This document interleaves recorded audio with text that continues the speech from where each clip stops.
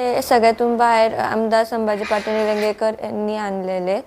ते ॲक्च्युली त्यांचा घरच्यांकडून माझा नंबर त्यांच्यापर्यंत गेला आणि त्यांनी मला कॉल केला. मग ते मला भेटायला आले.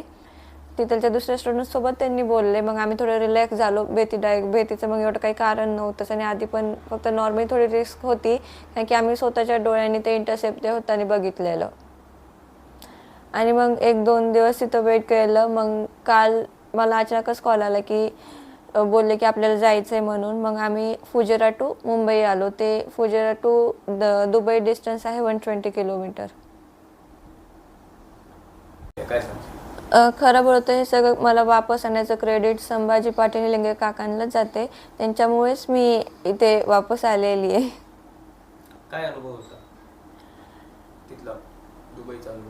खरं बोलतं म्हणजे एवढं भीतीचं कारण काहीच नव्हतं. म्हणजे रिस्क तर काहीच नव्हती. बिकॉज UAE गव्हर्नमेंटनी एवढं केलेलं आहे की ते दुसरीकडे कुठंच कोणत्याच जगात एवढं होणार नाही.